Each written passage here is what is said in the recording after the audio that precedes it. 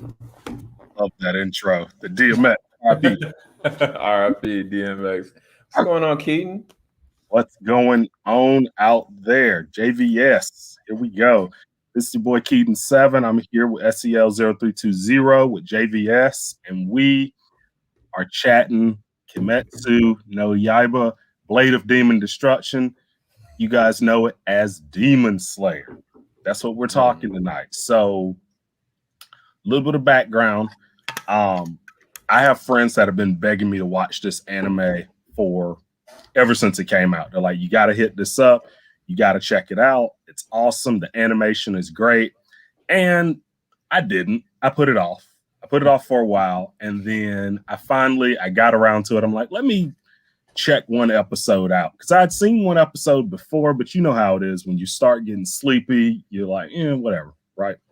I went back, I watched it, and I think I binged it in 2 or 3 days. It was amazing. I loved the animation.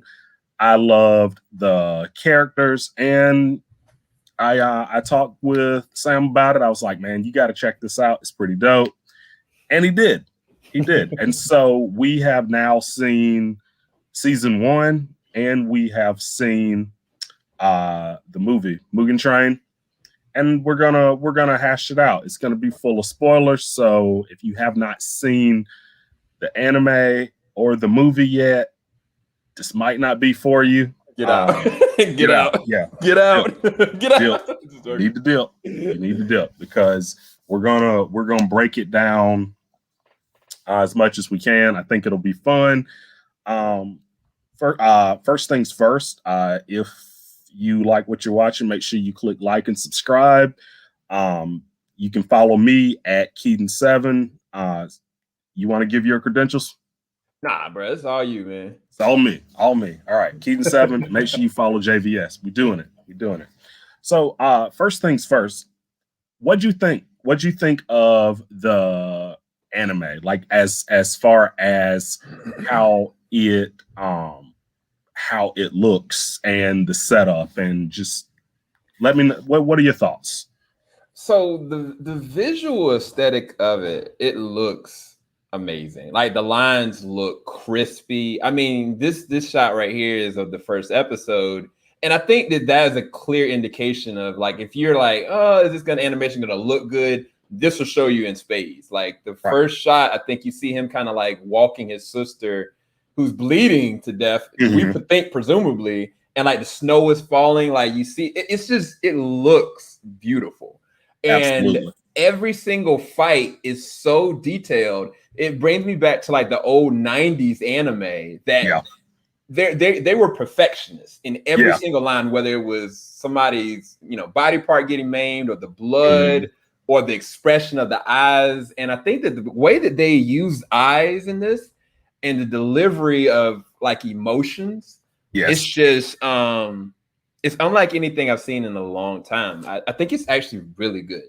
Like visually, it's amazing looking. I think the problem that I had initially going into it, and I guess we can go there with this, is that I was like, I don't really want to be seeing anything with some demons, bro. Like I kind of I had issues with Inuyasha back in the day. I had issues with some of the older animes that was like, really like, is this demonic? Is this too much? And, after I watched the first episode, I was like, I don't know. I really love this, but I don't want to, put myself in a bad situation emotionally or spiritually. So I ended up watching it, and I was like, you know what?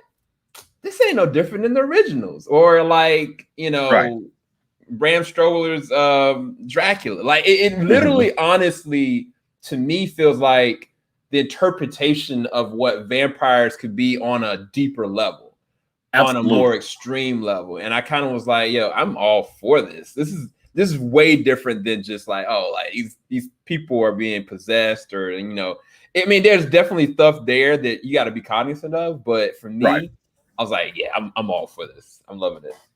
Yeah. So that was one of the first things I noticed when they gave like the backgrounds of the demons and how you go about like getting infected and becoming one, and how they can't go out in the daytime, and how they feed on human blood. Like they're vampires. They really are. And so going into it, it was one of those things I'm like, what is this gonna be like? Like, is it gonna be like you said, more like Inuyasha, where they're following and they're after this one guy. Like, and so it was something that was different, but at the same time, it's the stuff that always interests me. And by that, I mean like the concept of these guardians that all have different power sets. Like when they first introduced the whole concept of Demon Slayers, the first thing I thought about was the Gotai 13 in Bleach, and how all the different captains had all their different specialties and power sets. And so when they introduced the different types of breathing, that was the first thing that I thought about. But yeah, you're absolutely right. It definitely falls more with vampire lore, especially having to kill them in a very specific way, and how the older they are, the more powerful they are. And so yeah, definitely more vampire vibes than what we know as like supernatural or Constantine type demons, right? Yeah. I think even with the movie, they took it to a level that, you know, the show was kind of treading along that line of like, okay, the whole concept of being like, oh, okay, well, this person is very strong, but yo, if they were a demon, they could be even more vastly untouchable. But It's like, what do you give up in return? And I felt like the movie, one of the things I felt like the beauty of the movie is that all our main characters, and specifically, you know, RIP, if you haven't seen the movie, you know what I'm talking about. One of the vet, what is their classification? Hashira. The Hashira. Yes. Like his backstory was just so specific and on the nose that I was kind of like, yo, I really don't want this man to die.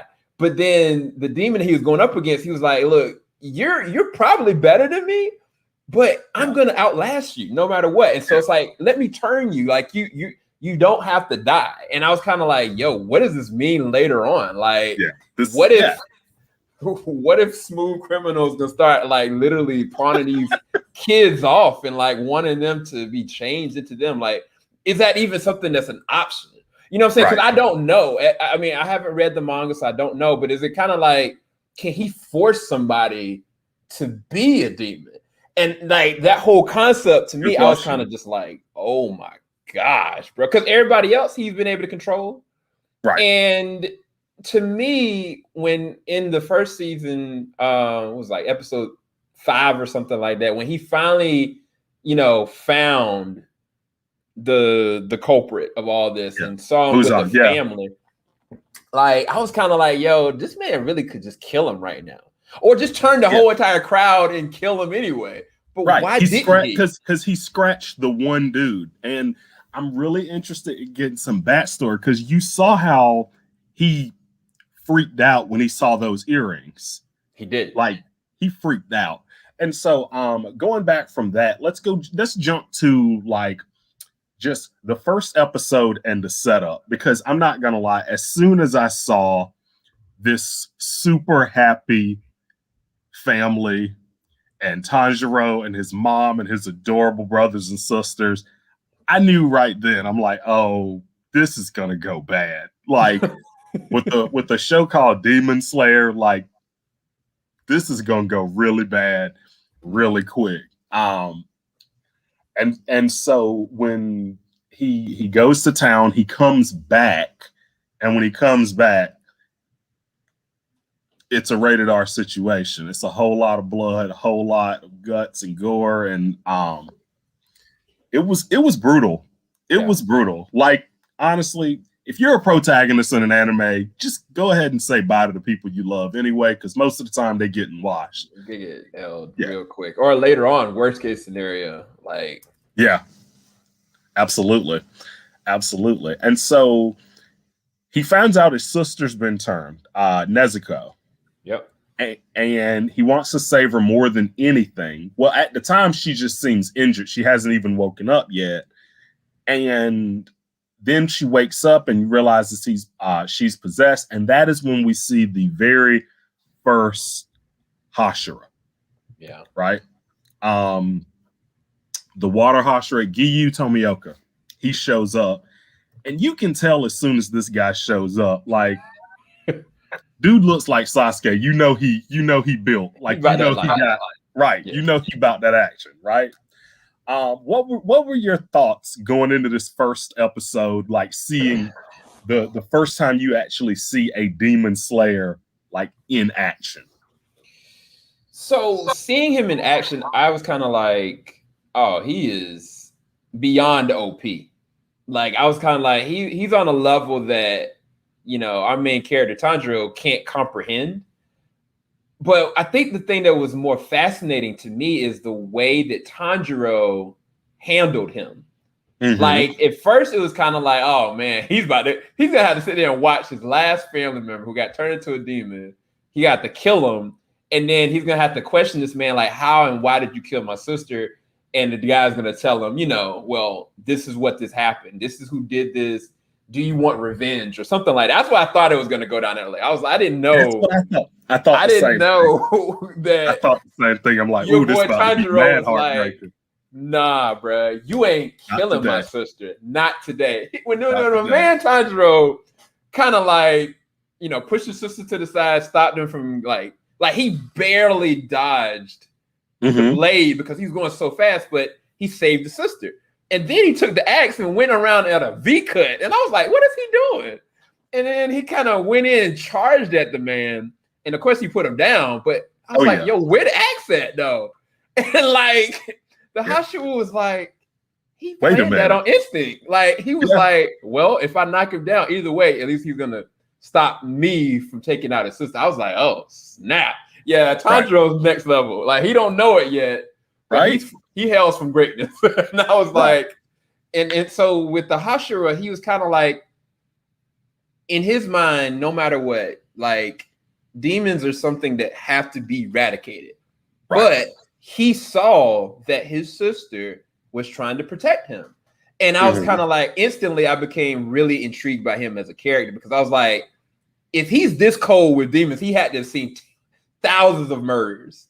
He's probably had his own family members murdered. Right. Like, look at this dude's face right here. Like, this is the face of somebody who is like all action. Like, I'll put you down and then I'll go eat. Like, exactly. Like, my man didn't blink. Like, he was just cool, calm, and collective. And the thing is, he's like that during the entire series. Like, even when he's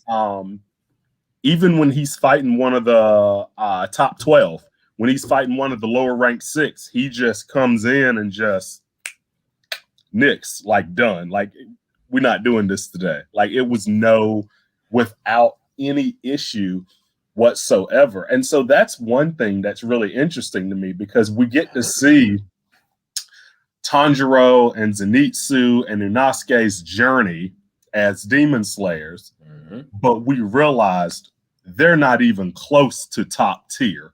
Not at all.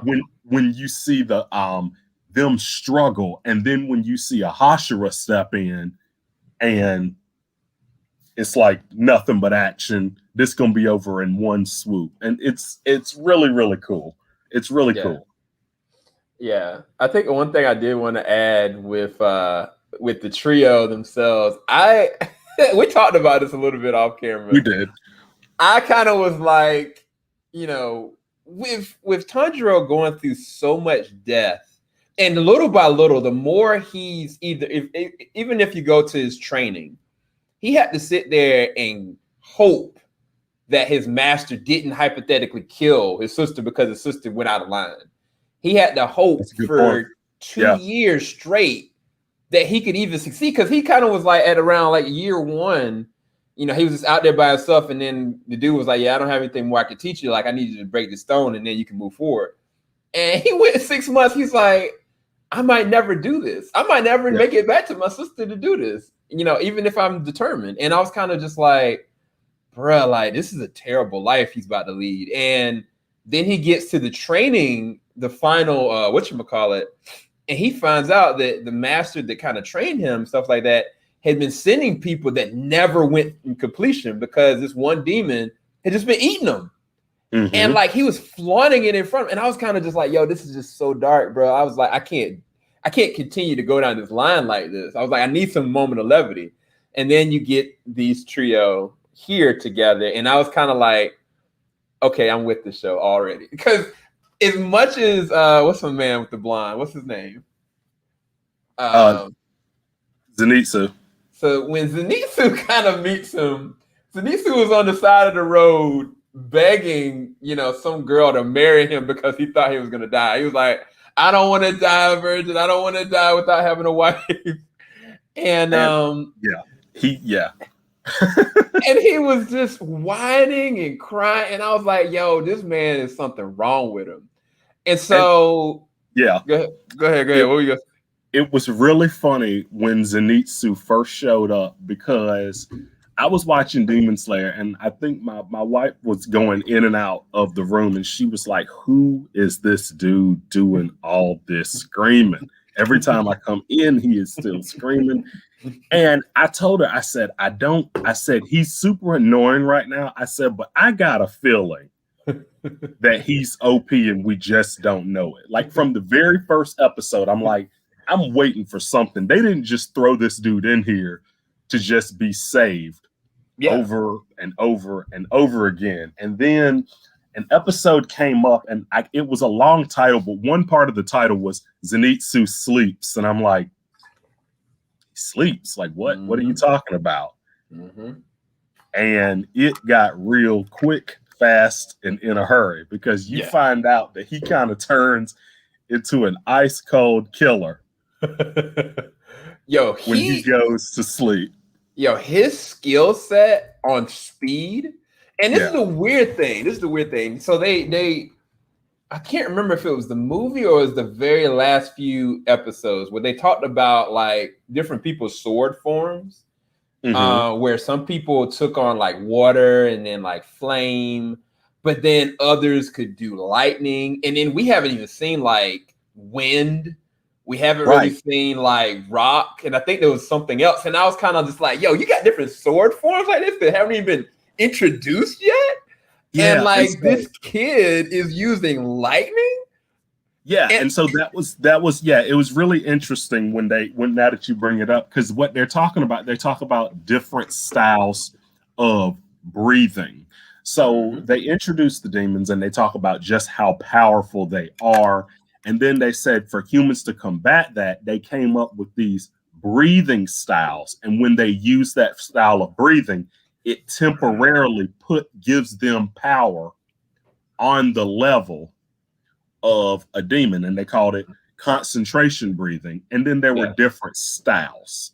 Mm-hmm. And the guy that trained Tanjiro, Koyoharu Gotoge, his specific style that he taught was water breathing. Water breathing.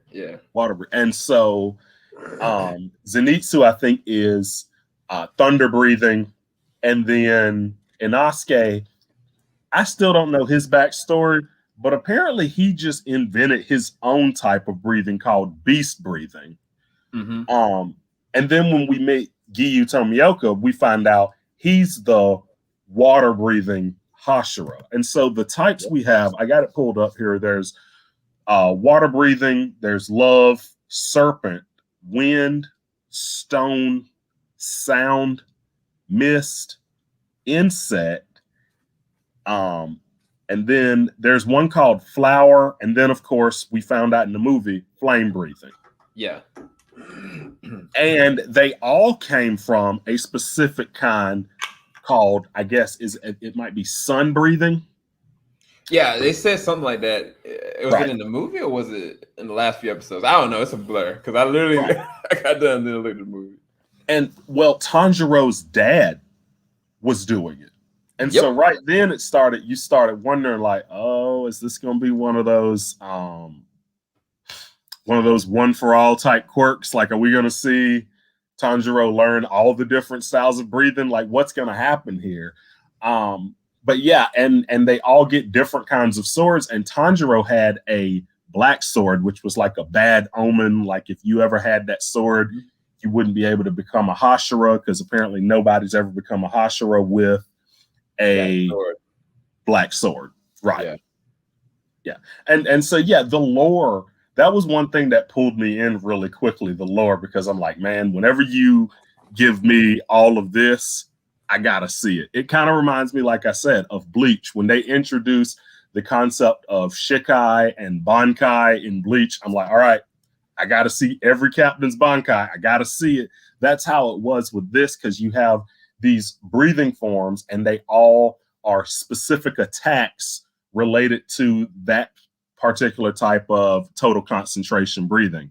And I really loved that. I was like, man, this is going to be dope, because slowly you're getting to see all the different types of water breathing, all the different forms that he was taught. You slowly, throughout each episode, you get to see more and more of it. And that's when the animation really shines.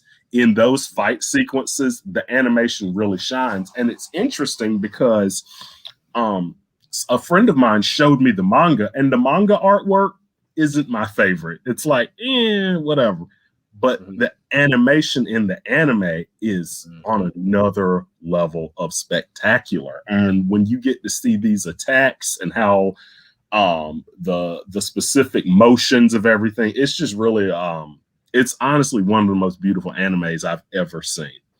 Yeah, I definitely wanted to talk about two different things. So about Inosuke, when we first see him, correct me if I'm wrong, he got to the final stage because he stole it from, he found a demon slayer that was in training, and then he just took his place. He beat him up, he took his place and got in there and got past the final stage, right? But right, and I want to say he beat everyone to it as well. Like, he was like one of the first. I can't remember the exact story. Yeah. Like, I think he got there and then he ended up leaving, because remember, we only had like 4 of them that were there.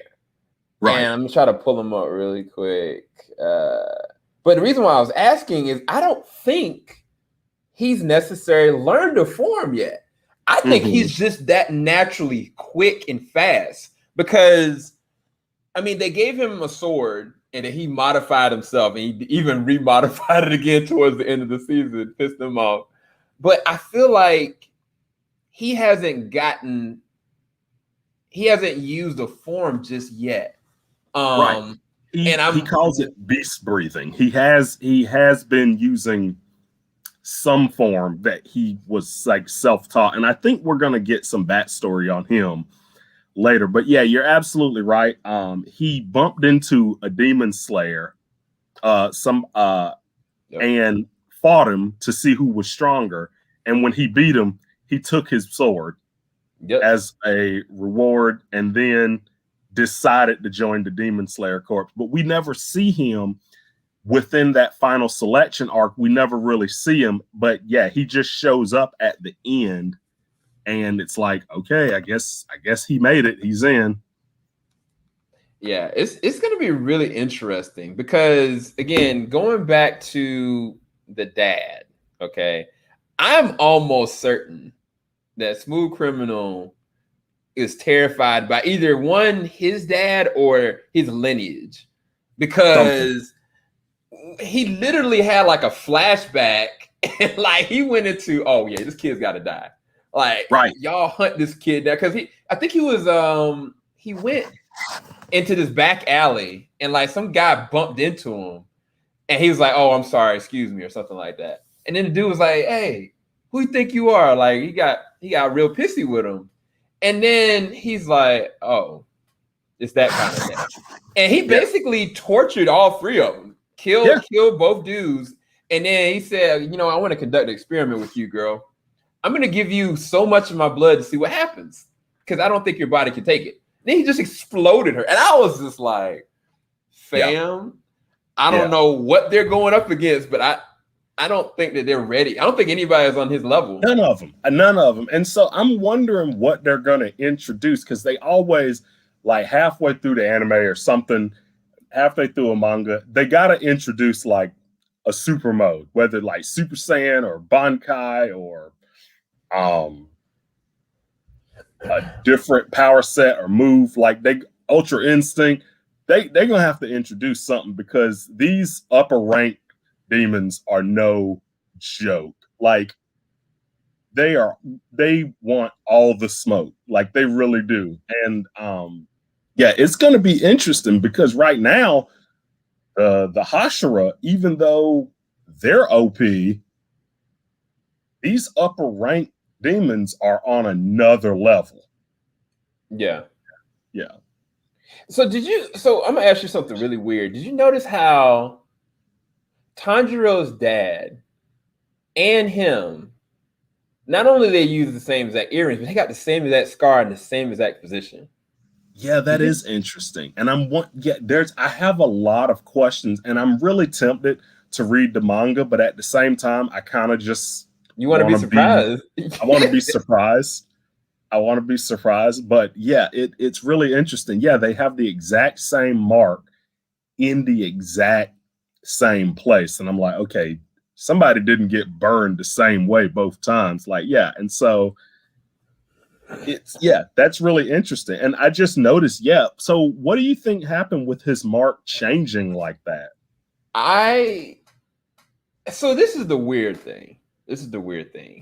I think that them in the Mugen Train movie introducing that idea of, a demon slayer being transformed into a demon, right? There's a reason behind that. And I think that Tanjiro even seeing it, he's going to have to internalize that for himself. Like, a man went out like a savage. Like, I loved it. It broke my whole heart. I'm not going to lie. Like, Tanjiro weeping over this man, it broke my whole heart. Yeah. But at the same time, Tanjiro will do whatever he has to do to get the job done. And I'm kind of like, so if he does, decide to become, because this is the thing, the person that heads all of this for the Demon Slayer headquarters or whatever, he was kind of like, the sister is considered a Demon Slayer too. And I was like, wait, what? Hold on. We cool with her, joining him and everything, but he was like, no, like she's acting as a Demon Slayer as well. And I was like, yeah. And I was kind of just like, it was interesting because I was nervous because I thought that when he showed up there, I thought that Kaguya was not gonna have their back, but I mean, he was all for it. He was like, look, she hasn't killed anybody, and she's going this long without killing somebody, so I don't want y'all to touch her. So the reason why I bring that up is that my theory is that what's to keep him from, being or getting to that level, get to the next level by becoming a demon. Because it's kind of like we've seen it in most vampire related things. Like, the human can only go but so much. But if he wants to go and try to stop what's the ultimate level, then what does that mean? Because the thing is, Tanjiro doesn't have anything left. The only thing that he's focused on and fixated on is getting his sister back human. But I think that he would sacrifice himself in a second if it meant his sister coming back. And so I think that that's a precursor. But I mean, as far as the scar, I think it's got something to do with, because I think that when they were talking about his dad's art form, even the Hashira that was on the Mugen Train, he was like, I've never heard of this. But he did leave mention to maybe his dad did. Right. At the end. Right. But, and I think, I have a feeling what I think happened. I think Muzan is obsessed with this dude because whoever put hands on him in the past had earrings like that, whether it was Tanjiro's dad or somebody that trained Tanjiro, something happened. And we caught a glimpse of it when Tanjiro was fighting, was it the lower rank 3, when all of a sudden he goes from water breathing into a completely different style of breathing. And it's like, okay, this is something brand new that nobody's ever seen. And so the way Muzan reacted, like, you're not that powerful. And then the way you react to this kid for just rocking some earrings, it's like, yo, those weren't just earrings that he saw. Those were black Air Force Ones. Like those were. he saw them and he was like, I actually don't want smoke with this man. I'm gonna send everybody after him, and if they don't kill him, I'm gonna kill all of them.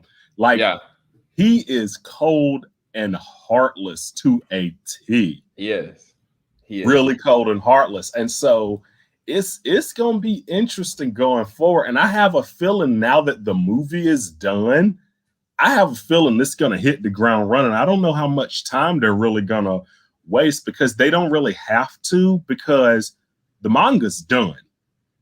So it's not one of those things where they're going to go on a break to try and give the manga time to catch up. The manga is completely finished already. Yeah. I didn't know that. Yeah, it's completely done. I have some friends that have read it, and I'm like, shh, nothing. Say nothing. Look at my man Mugan with his smooth criminal, getting a smooth criminal on. So the reason why I brought this up is that this is the moment that he had that vision, and you can see the earrings and everything. And, oh wow! And like, I would assume that's him. This like quivering down in the bottom like that, and so I'm like, I don't know. Maybe.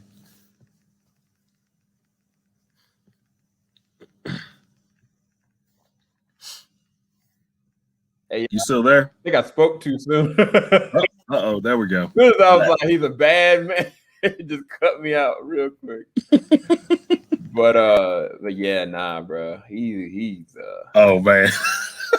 he's a scary dude, bro. I ain't gonna lie to you, man.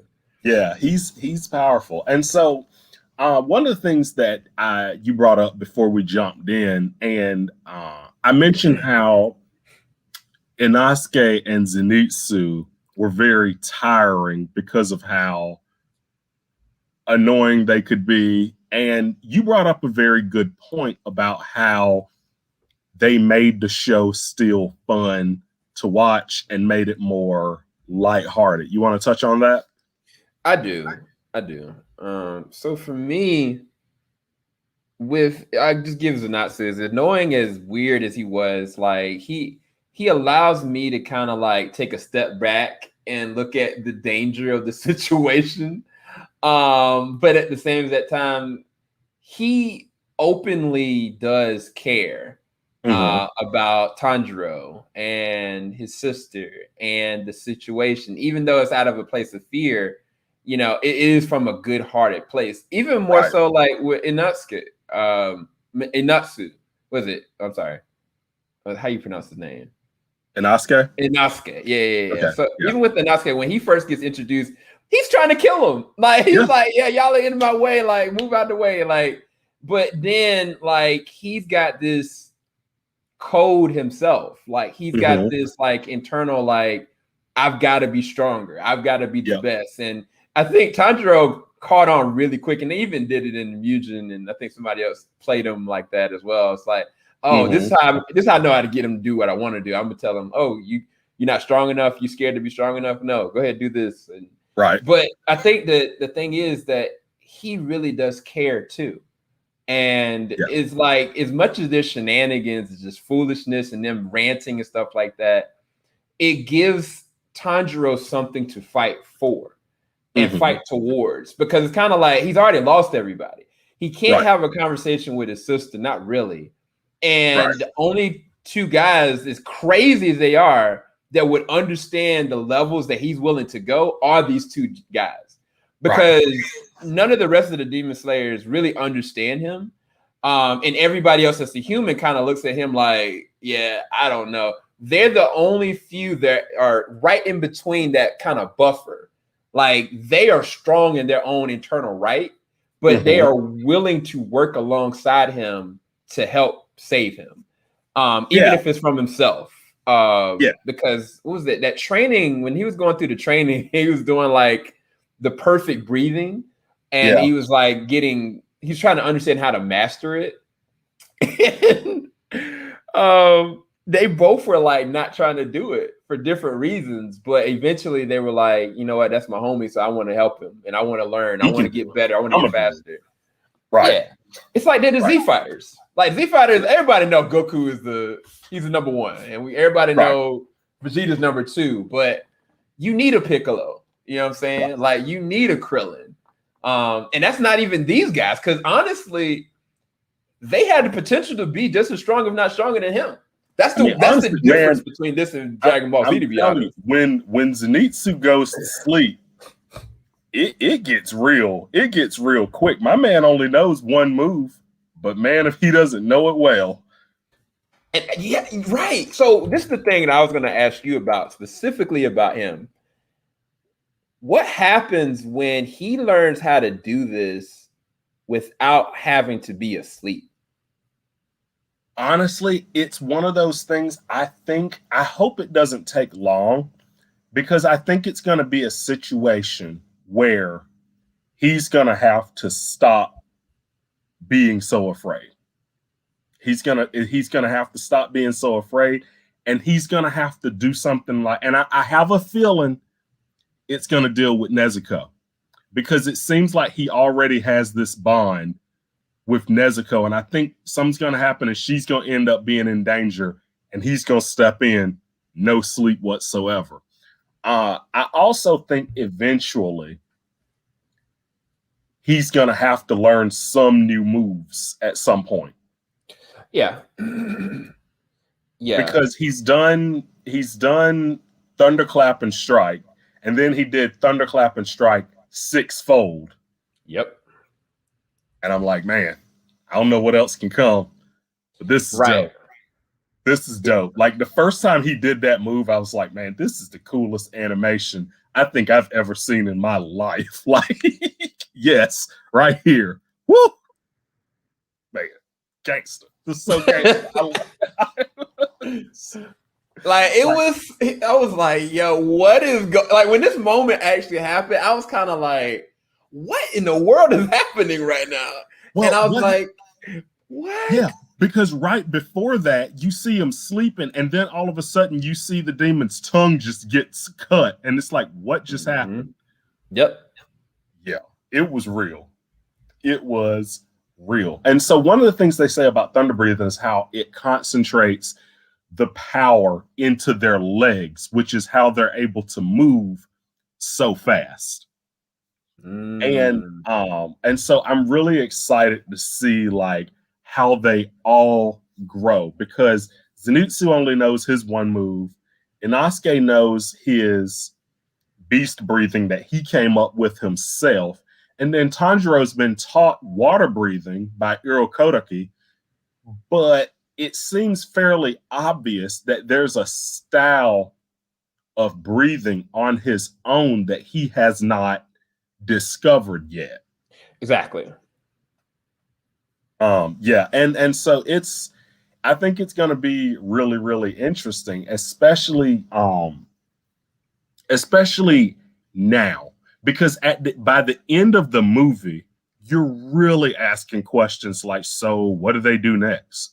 What comes afterwards? Because they did something really, really interesting with this. And I have a feeling this is one of the things that has made Demon Slayer, the Mugen Train, such a highly watched, sought after movie.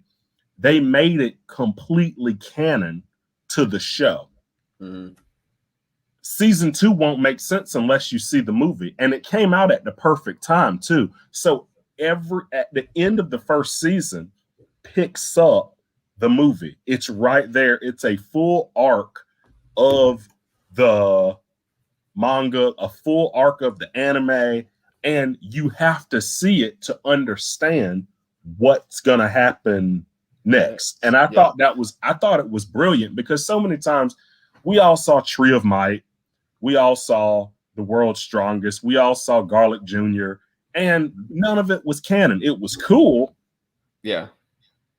But it wasn't really canon, right? Yeah. This was completely canon. And that's what made it so awesome, because it's not like you're seeing them separated. You're seeing a part of the actual story. And so it's like a character could get killed off here. We don't know what's going to happen. We don't know. Like in the other movies, it's like, oh, well, we obviously know they're going to make it. In this, we don't know what's going to happen. We don't know what to expect. Like Upper Rank 3 showing up out of nowhere at the end. I was like, wait, whose man's is this? Right. So man. When I was watching the movie, I was kind of like, oh, okay. You know, your boy, you know, Tanjiro is he's gonna finally kill one of the 12. And like he did it. I was like, wait, it's still 25 minutes left on the clock. Wait, hold on. Whoa, what's left here? And then all of a sudden, this man comes in like hands. Oh my God, they're about to hands. Like it was so bad that I was kind of like, bro, like that fight alone let me understand that they are not prepared to fight Mugen. Not at all. Like in no way, shape, or form. Like even if you know all three of these guys were trained by new Hashira, which this is the thing that pissed me off about the movie. It's a good thing. It's not a bad thing, but it hurt me. Yeah. I was kind of like, I talked to Keaton about this. I was kind of like, yo, Tanjiro, he's gonna get trained by this amazing Hashira. Like he's got the same exact heart as him. Like he's got the same exact drive. He's strong. Like he can really benefit from this. And one of the things that I wanted to say to Keaton is I was kind of like, this feels like if I was looking at A New Hope for the very first time back in the 70s, and you're like, oh wow, this kid, he doesn't know what happened to his dad, and you know, this old man is like training him to be a Jedi. He's the only Jedi left. Great. This is going to be an amazing journey. All for him to be like, no, I'm going to sacrifice myself and die. And you're going to have to learn how to do this yourself. What? Man, like back then, you know, for years, I got it, but I didn't feel it. This movie made me feel what that moment was supposed to feel like for me if I watched it for the very first time. Because I was like, no, Tanjiro needs this. Like, you're going to let this man die right now? Like, I was kind of just like, there's no Force Ghost in this. This man's dead. And he's never going to learn anything from him at all. Nor are we going to understand the levels of what just happened. And Tanjiro threw his freaking sword at that dude. Like, he actually used the fire breathing for a second and like got pissed off and threw his sword at him because the Hashira dropped his.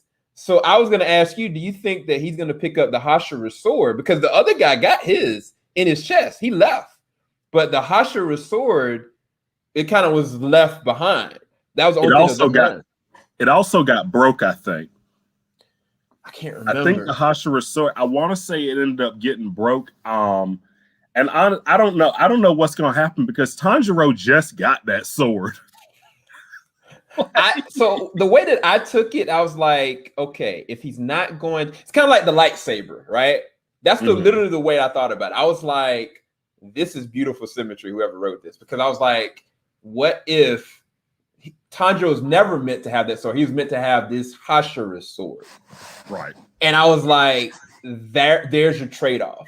Even though he couldn't train him, this is going to be the next sword that he's going to use or something like that. I don't know. It could be wrong, but I thought that was really dope. Well, and one thing that is still interesting, though, is that how they talk about his dad's form was sun breathing, which is something completely different from flame breathing. Yep. That's what was interesting to me. And what Tanjiro's been doing is what his dad was, which is sun breathing. And I have a feeling that must be like the ultimate form, which is why Muzan wants this guy dead so badly. Yeah. And I'm interested in finding out what happened that Upper Rank 3 just showed up at the end like that. Like, oh, we rescued everybody. And then Upper Rank 3, I mean, he literally just came out of nowhere. They changed the music up. He had a dope theme, like, and he came in swinging, nothing but hands. And you're right. That's the first time you really see just how on another level these Upper Rank 6 are, because it was like DBZ stuff. You saw them, you couldn't even see them moving. They were moving so fast. Yeah. And even like as powerful as the Hashira are, because at the beginning you get to see the Flame Hashira Rengoku, and he puts hands on two demons and just wipes them out easy. One move, done. First form, second form. That's it. And then you hear him, and he's like, "All right, Zenitsu and Nezuko, y'all cover these three train cars. I'm gonna take the back 5 by myself." Yep. And then he sends Inosuke and Tanjiro to take out the head of the train. And so you keep seeing more and more about these Hashira. And I thought it was really cool because at the beginning of the episode, at the beginning of the series, when they first introduced the Demon Corps and you find out about the Hashira, I think you see their silhouettes. Mm-hmm. And it's like, these are the most powerful and blah, blah, blah. And no one knows anything about them. I'm like, oh, man, I'm going to have to wait until like season 5 to see these dudes. And then all of a sudden, Tanjiro wakes up and they all mean mugging him. Hard. Oh, well, here they are. Yeah. Here they are. Like, and the thing is, even though they look like other characters in the anime, you know that they're powerful. I mean, one of them, the one that looks like a little kid, I think he just tossed a rock. He just flicked a rock with his hands and like knocked Tanjiro out. Yeah, he kind of just like said, "Oh yeah, you need to chill out," because Tanjiro kept on like pressing his luck, and he was just like, "All right, cool, you good now." But then he was like, "No, wait, I want to know about us." Like he just knocked him out, 2 little pebbles, like on nothing. Which shows just how much respect that they have for the leader of the Demon Slayer Corps, who seems like a pretty chill guy. Like he doesn't seem like at all like this super angry, like heavy presence, but you can tell like they bow to him, and not in fear, but in respect. Yeah.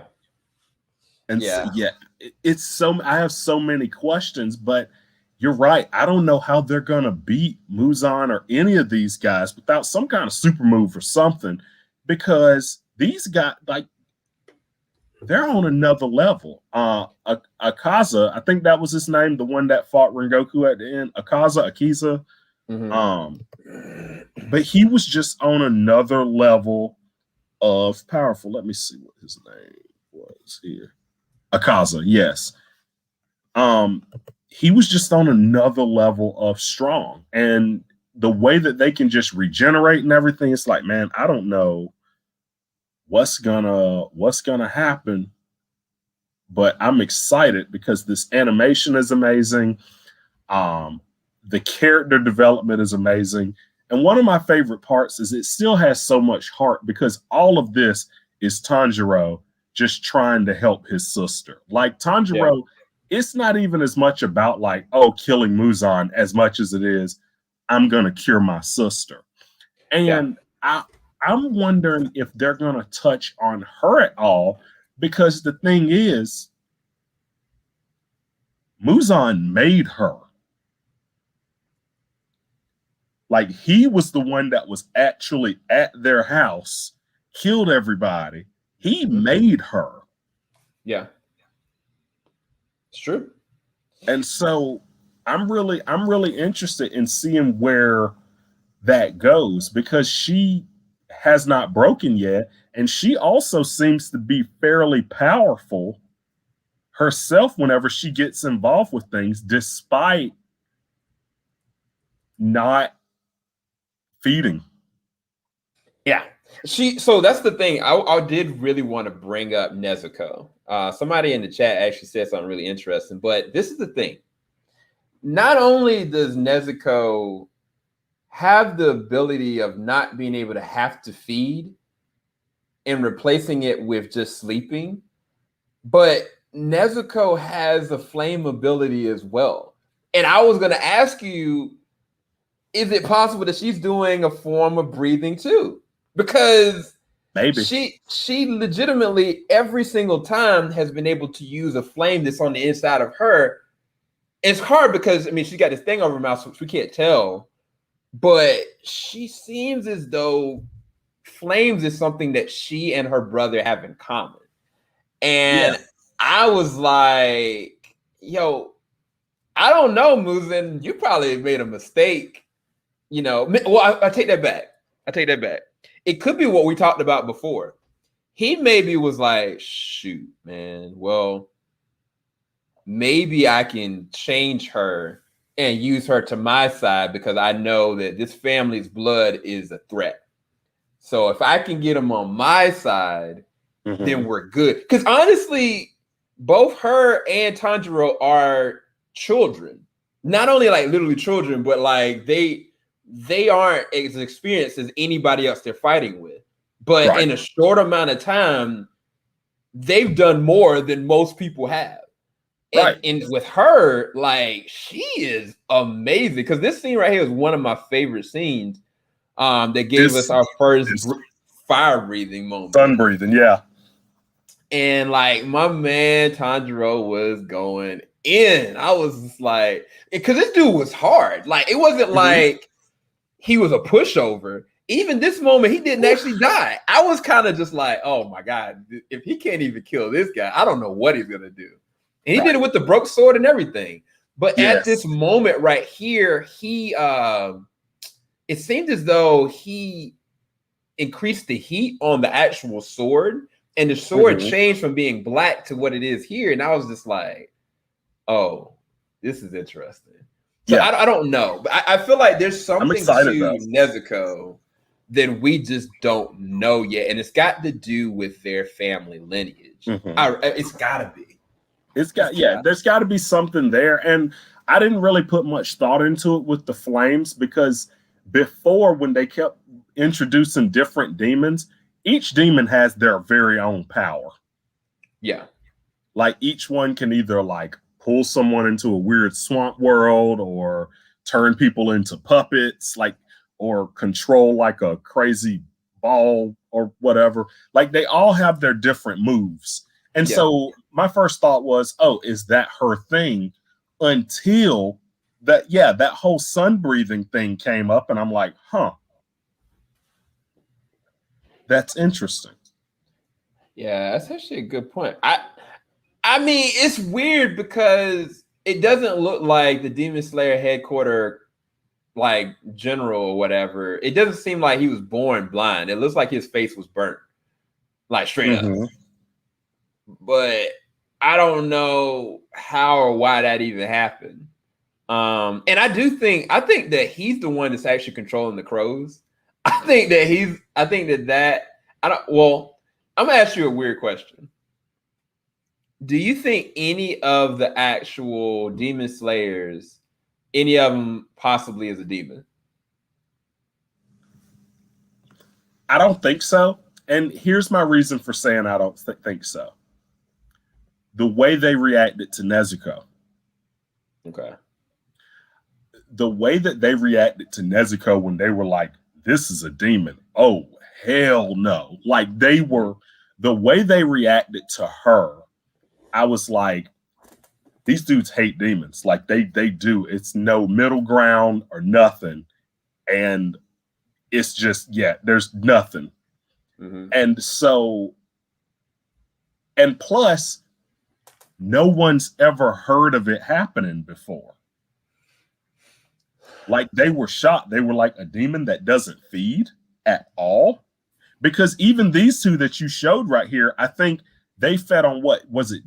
Dead bodies, people that were already dead, or blood bank or something. Yeah, like it's kind of like if you look at like the Vampire Diaries or something like that, they don't drink from the vein, like they drink like blood that's already been repurposed, or like they feed on like dead stuff that's already gone. They don't feed on the living. But even then, when they were like, a demon that doesn't feed, that is an oxymoron. Like they were, the Hashira were so ready to kill her because they're like, a demon's a demon. And so I really don't think any of them are have a connection with demons at all, because also you saw how that the Hashira, one of the top, did against the upper rank 3. And even though he had a chance, I feel like the only reason he had a chance, like honestly, I feel like Akaza was going easy. I don't think he was going 100%. I really don't. Because I feel like he kept trying to turn Rengoku. Yeah, he wanted to turn him. Yeah, he wanted to turn him, but I really don't think we saw all of his power, and they're gonna have to fight him again. Oh yeah. I mean, he's gonna be back. Because the only reason you got to remember, he didn't run because he was scared of losing. He ran because of the sun. That was it. Yeah. Yeah, that was such an emotional moment, though, dude. Oh yeah. Gosh, that was rough. Because Tanjiro had this whole moment, and this is the first moment that I think we've seen since the first episode where he couldn't hold it in. He broke down. His anger and frustration and hatred just came and bled out. Because I think the only other moment is when he saw Mugen in the street. And like he said something along the line, this was the first time I felt like real true hatred in my heart with everything in me, or something like that.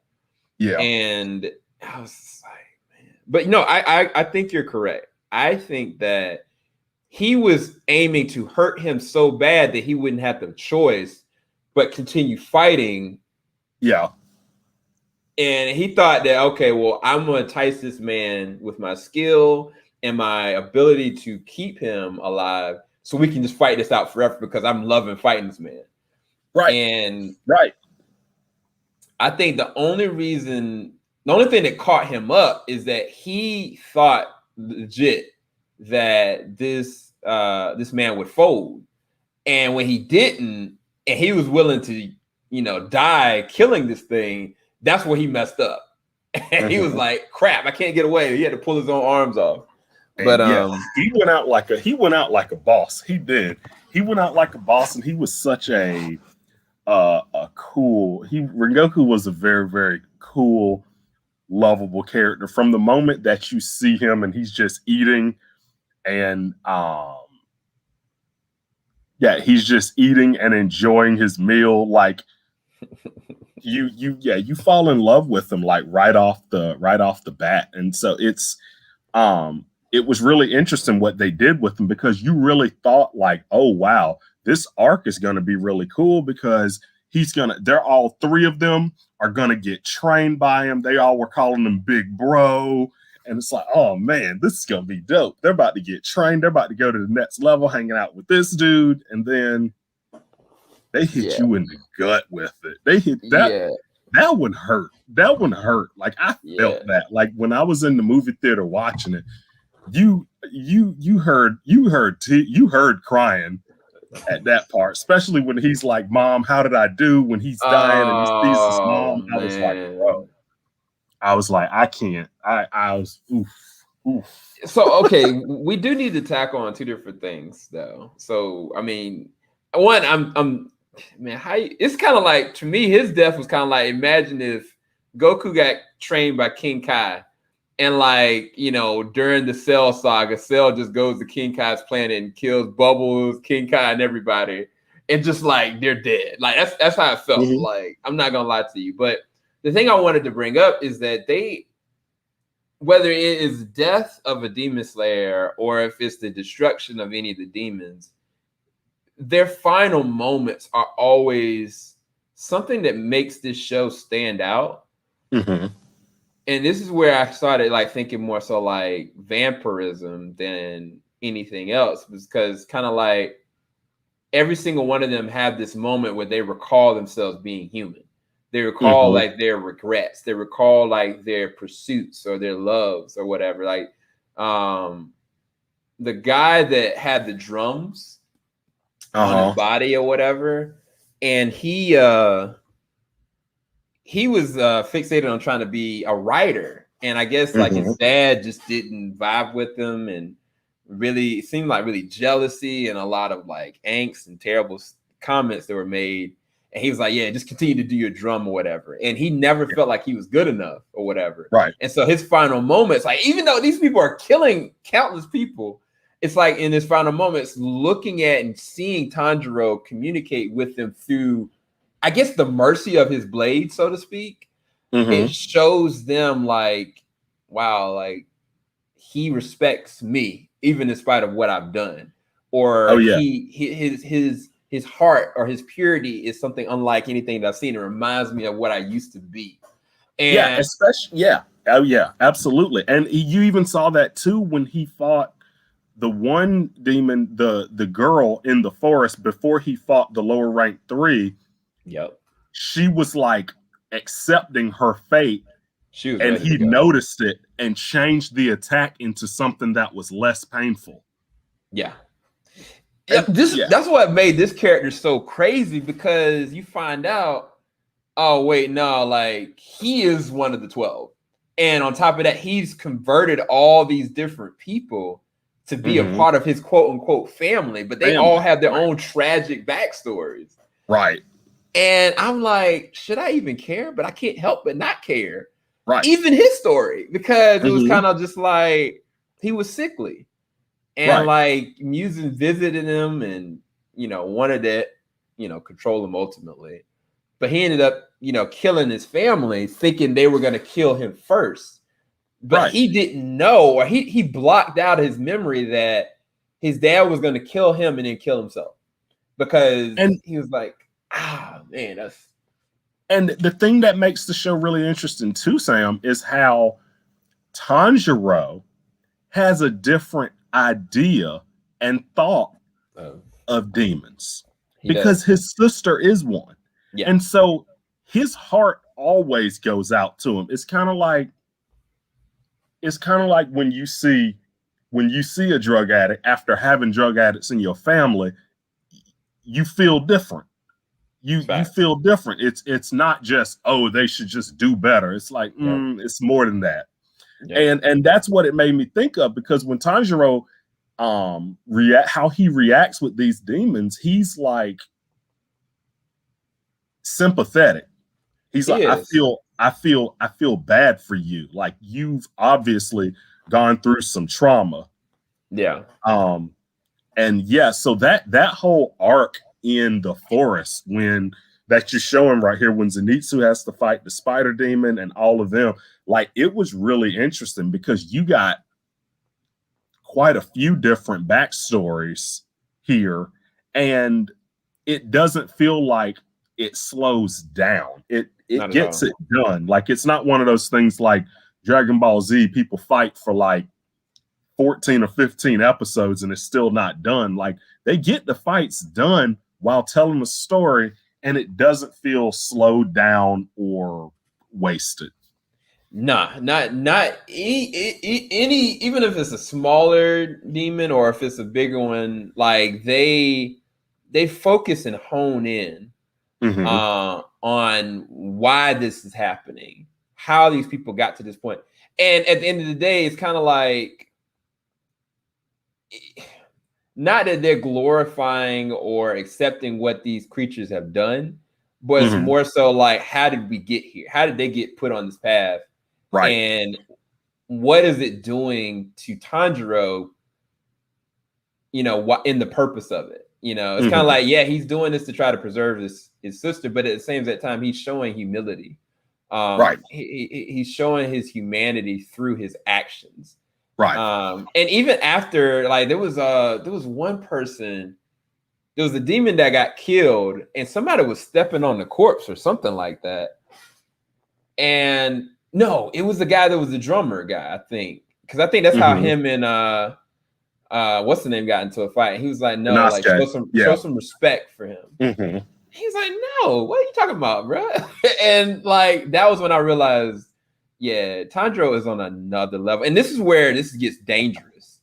Anybody that is so pure like that, their downfall, I don't that's why I worry about where this is going, to be honest with you. Because that vision that the kid had when he was in Tanjiro's mind in the movie, It was just this tranquil, like beautiful, space that like literally this kid snapped out of it because he was in his mind.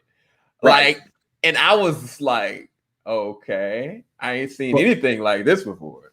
Right. But what I took from that though was that he's the best.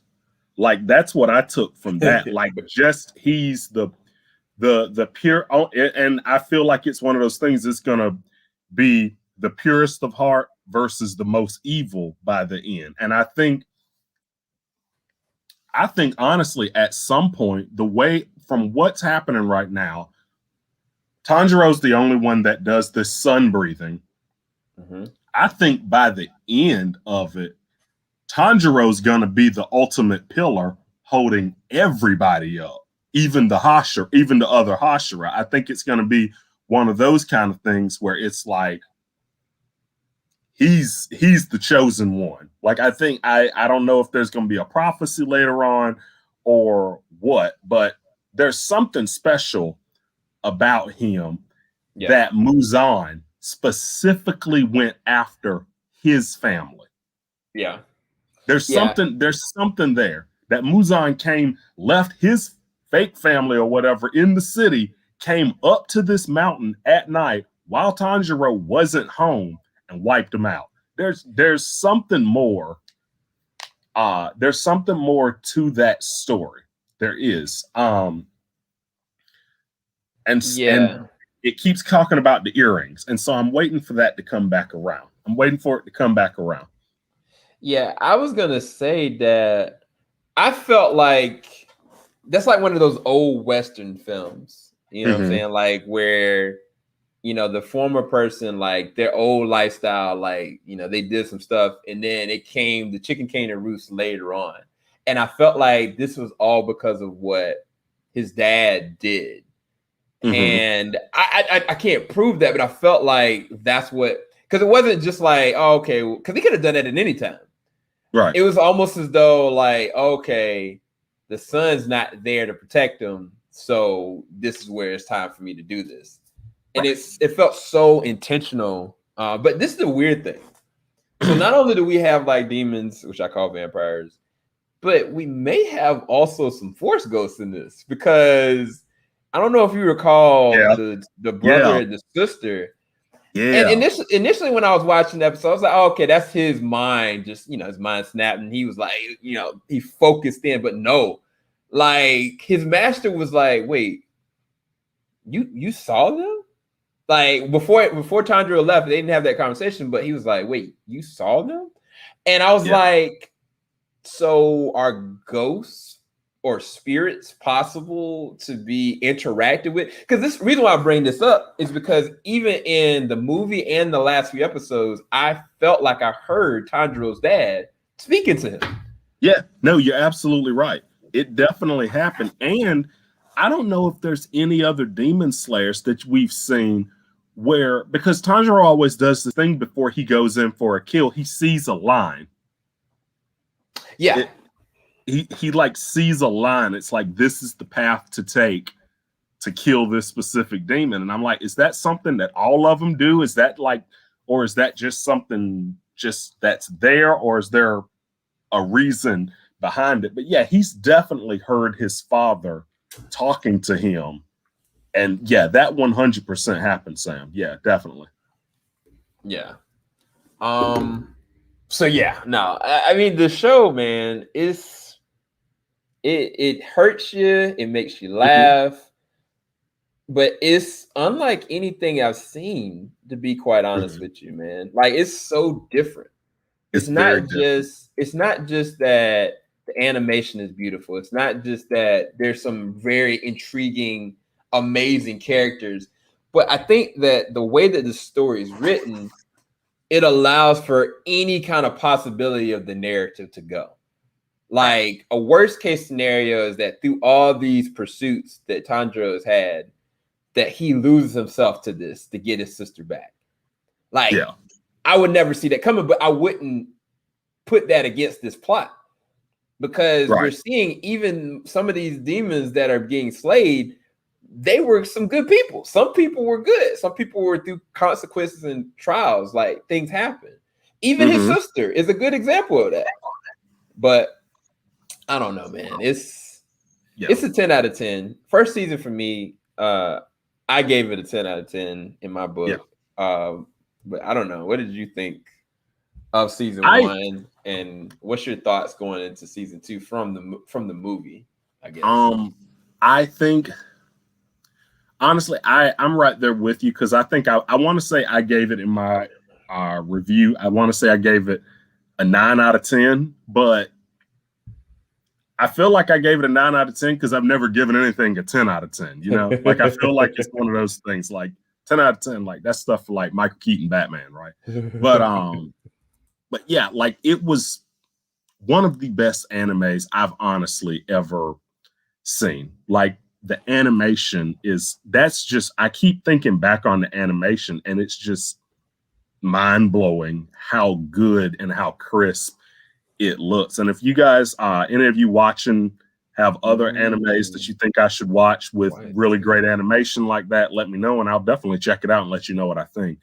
But yeah, I just love the animation. I love the story. I love the characters. And I'm really looking forward to seeing where it goes from here. Because the thing is, what I think is going to happen now that the movie is over, I think it's going to give our 3 characters, Tanjiro, Inosuke, and Zenitsu, I think it's going to kind of make them put their foot down as far as training goes. Yeah. I think they're going to be renewed because like Tanjiro was pissed at the end of that movie. Like he was pissed when he threw that sword. You knew, like, yeah, he was angry, and I think they're gonna beef up. I think it's about to get real now. Yeah. I mean, even with the movie, man, Tanjiro, oh my gosh, we think about this, and I don't know if you brought this up in review. I guess we didn't talk about it because it was not spoiler review, but Tanjiro was forced to see an alternative reality where his family was still alive, right? And on top of that, how to snap himself out of it. Oh my God. Yeah, so like not only did he have to leave his family behind crying, heavy, but every single time he was fighting this guy, he was having to take his own life every single time to come back and snap back out of it. To the point that at a certain point, he was like, bro, you are not going to taint the memory of my family no more, bro. Like, put some respect on my family. And it was just like, he'd already gone through a lot emotionally. Like that, I don't care how good of an amazing character you are. Every single time he was doing that, it was ripping away at his soul to the point that this guy that he looked up to gave his life because he didn't even have enough to fight anymore. He couldn't do it himself.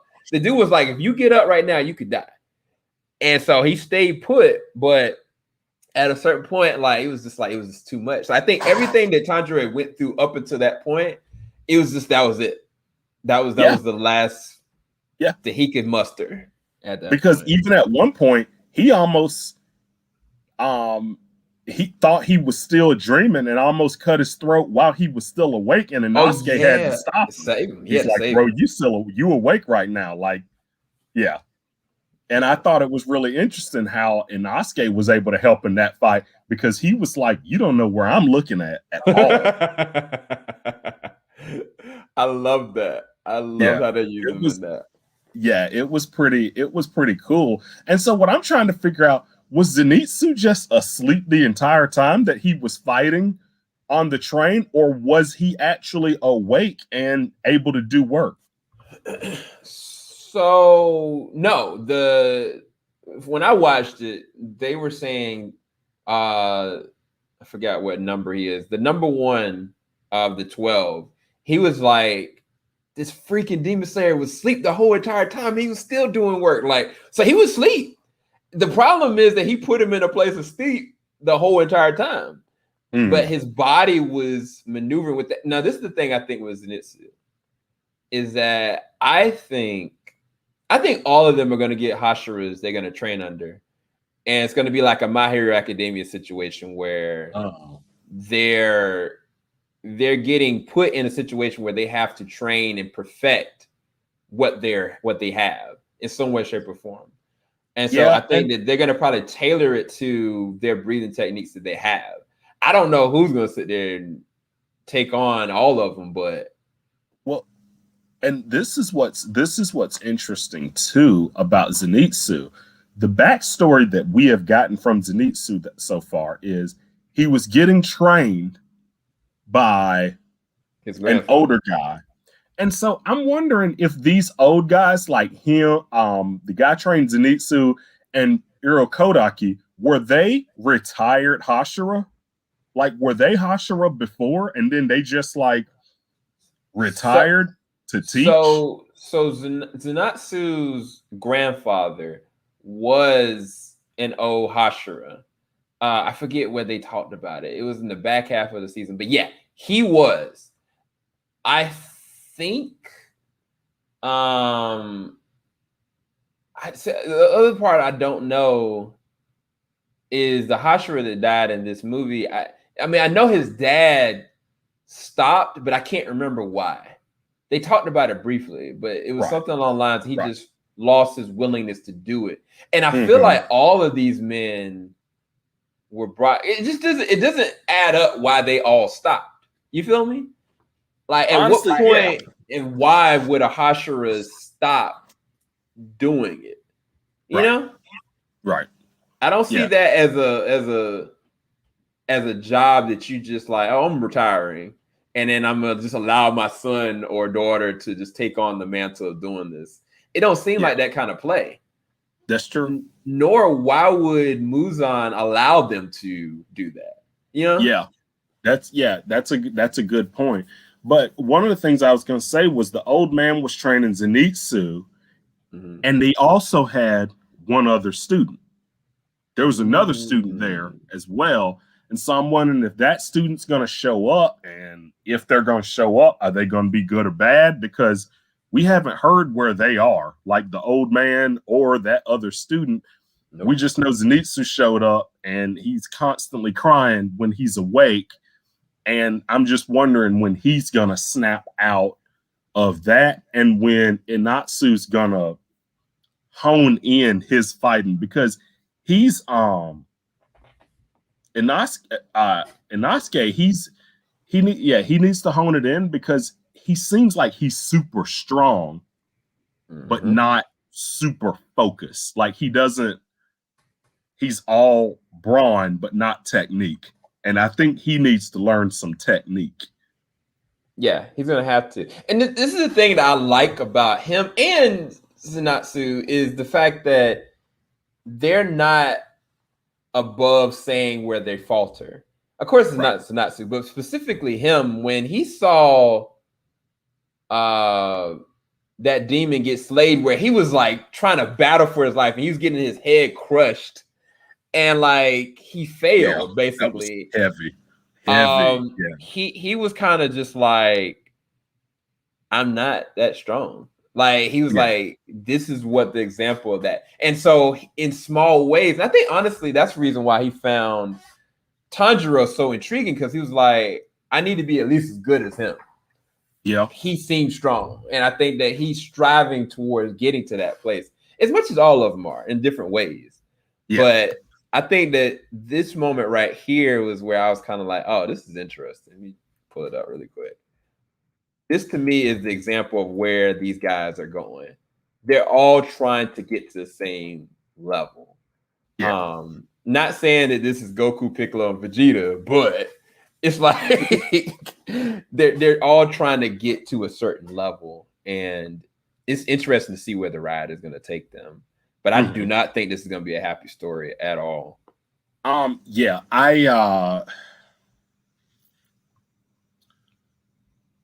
am wondering how it's all going to go, because this seems like one of those stories where it might end up okay for the main people, but I got a feeling Rengoku's not the last Hashira we're going to see get wiped out. Because at the beginning of the movie, you see the head of the Demon Slayer Corps walking through a graveyard, just naming out countless names of Demon Slayers that have died. Yeah. And they're introduced in this show as soldiers. Well, whenever you meet soldiers in movies or TV shows, what happens to the soldiers? Yeah. Right?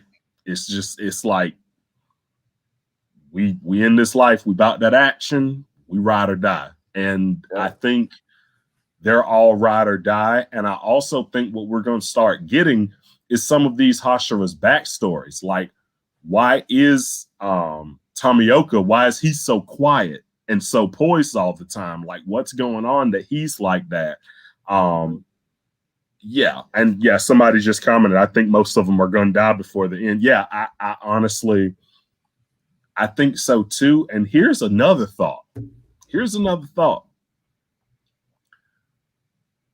Muzan, he changed Nezuko into a demon.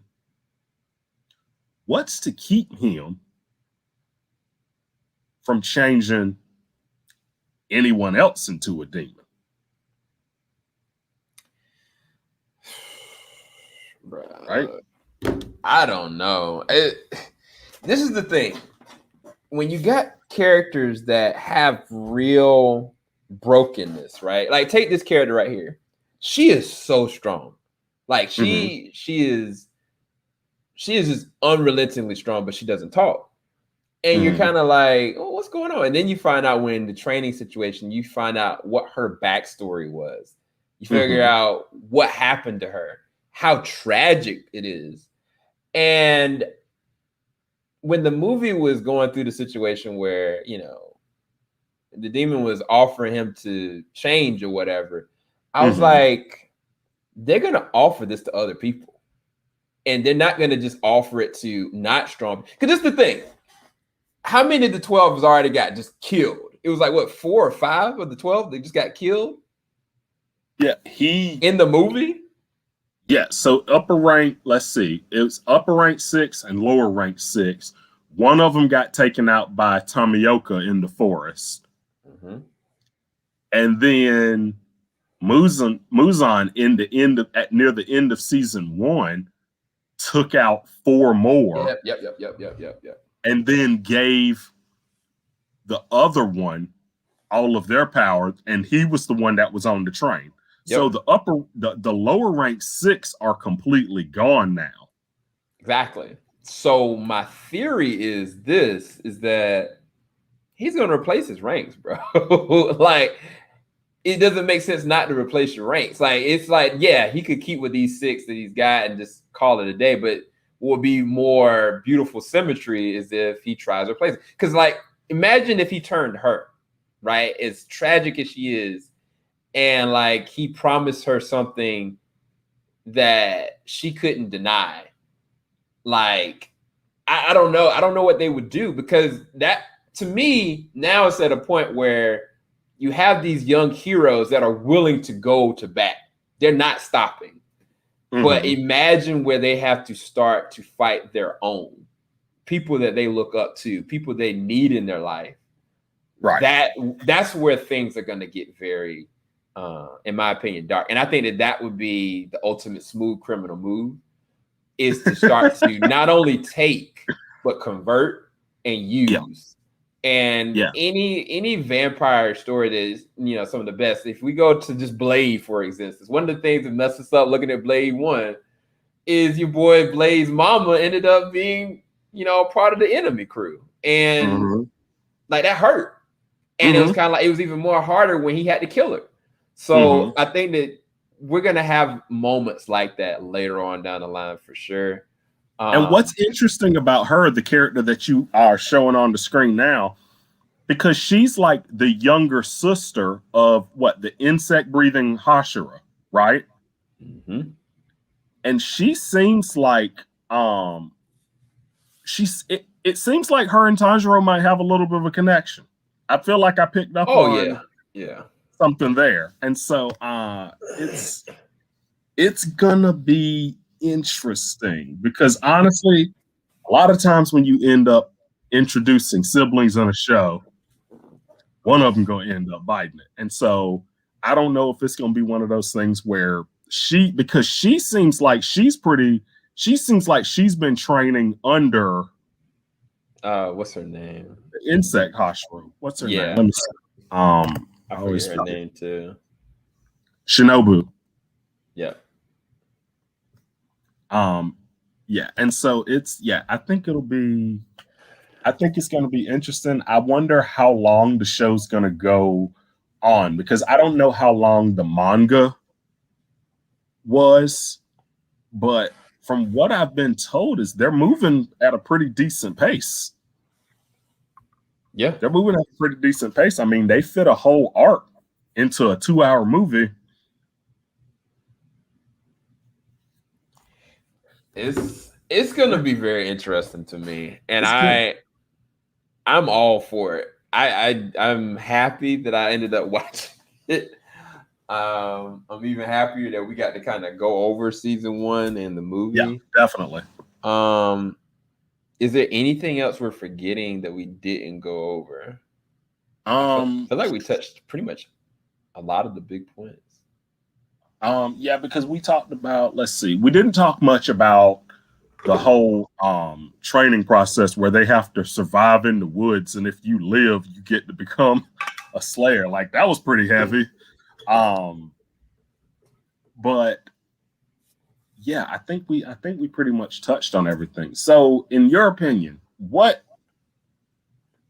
do you think is going to happen next? Now that after seeing the movie, and that was another thing I wanted to ask because you ranked the show 10 out of 10, you ranked the season 1 10 out of 10. What would you rank the movie?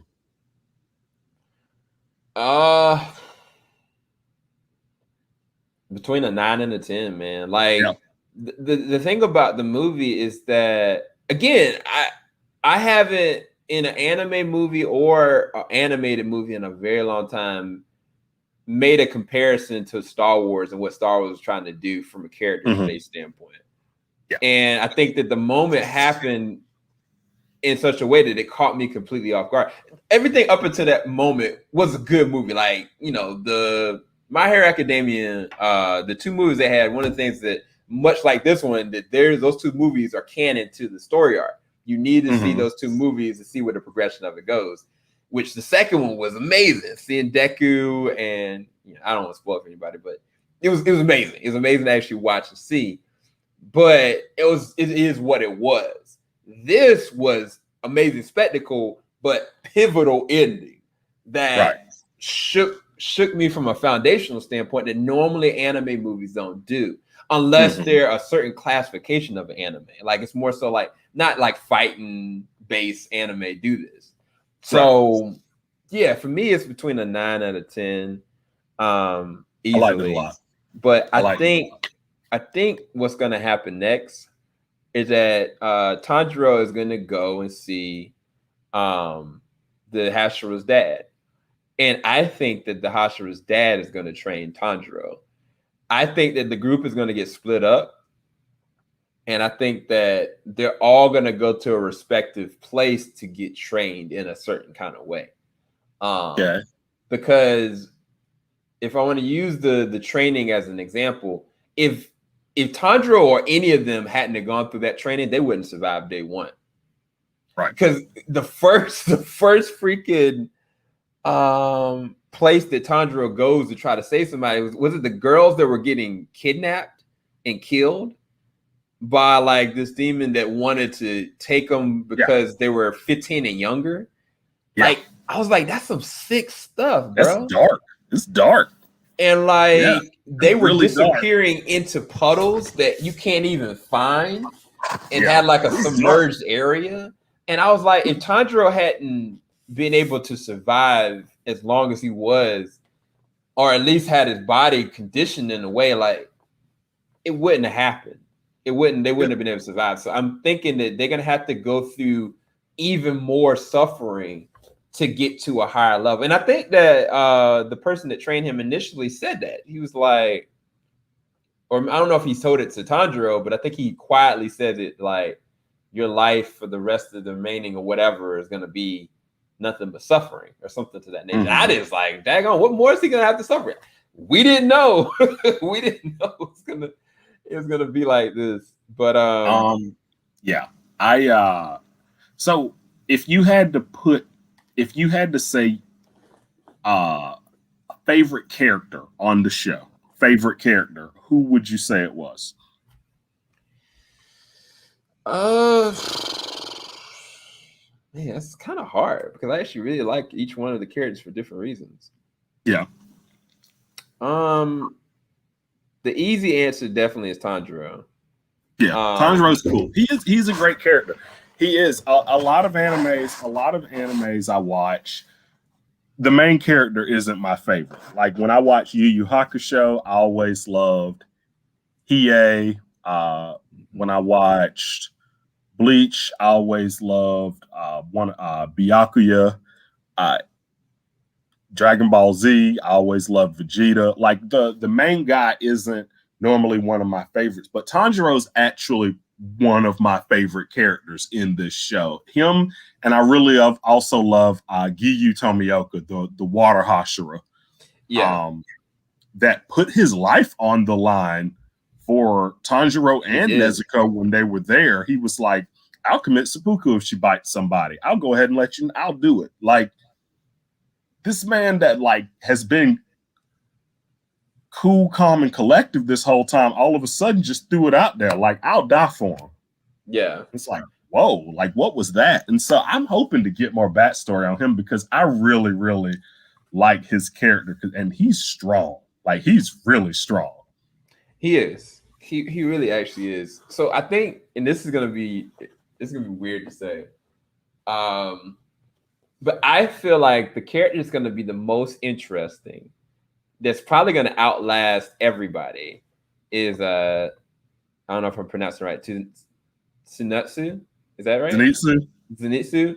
I think Zenitsu. That first of all, I think he's hilarious. He's a bad man. I am cracked up. Those eyes, he's a bad man. So okay, so this is the weird thing for me. Him being a bad A is a bonus for me. Him being the fool that he is and his dialogue screaming is such the most anime thing ever. And I'm all the way for it. They do some fun things with it. They do. But I feel like that fight that he had with the spider, right? Whew, that was a real one. That was a real one. That made me understand that this is just the beginning of his suffering. And we're gonna start to really break down what he really is, because he doesn't understand what he really is. He has no idea what, not only his capability, but what's on the inside of him. And I feel like he's gonna end up becoming my favorite character. I really honestly do feel like it. And it ain't even really got anything to do with his skill set. I'm just all way for. It's kind of like, to me, he reminds me of Aang in The Last Airbender, right? Yeah. Like, Aang was a goofball, but Aang also was very skilled.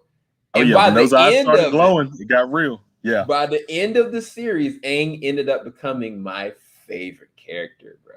Right. Like, he went through some stuff, but I think that that's what's going to end up happening. And that's weird to say from not a main character, because he could die. I mean, by the second season, they could kill his character, but I feel like they got something special for this man.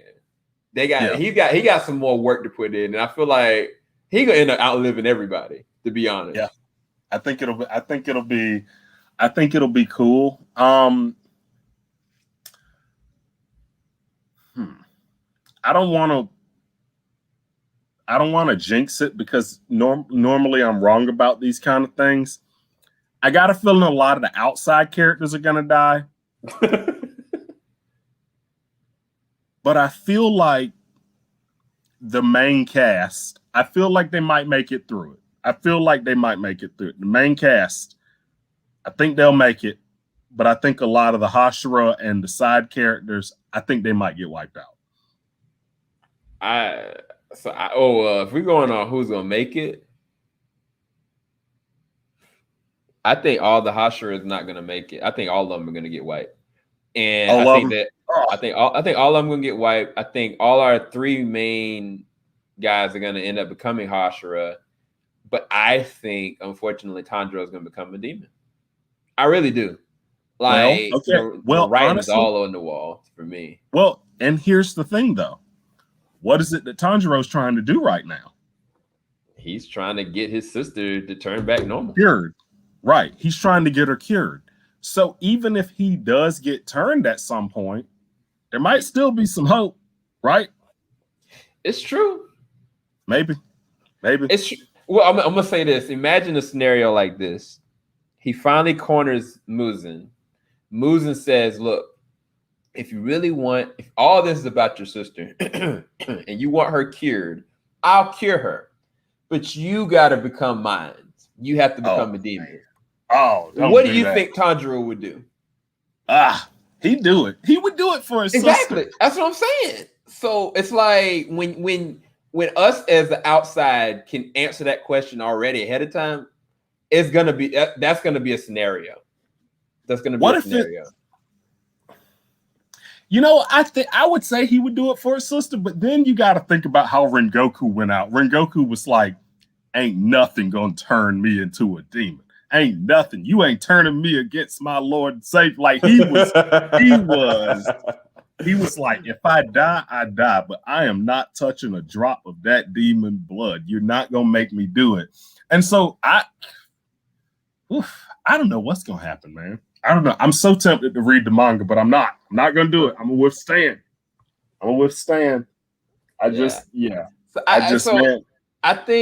I think that up until that man's death, I think that Tanjiro would have never done it.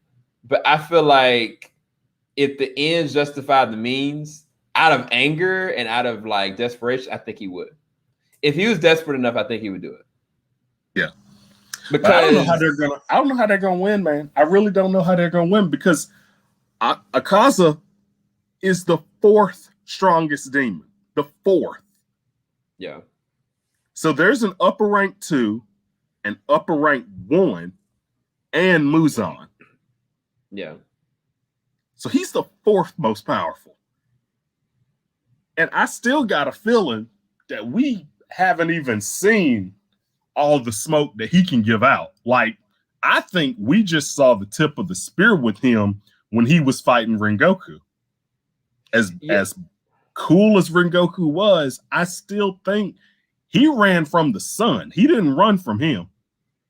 You know what's weird though, and I'm gonna say this. This is just a question because I don't really know, and I don't want you any guys that read manga to tell me. But what if Muzan didn't kill the family? Oh, well. The reason why I asked that question is because, well, one, we're brought to the understanding that the dad died from being sick, right? That he died. Did we ever confirm that?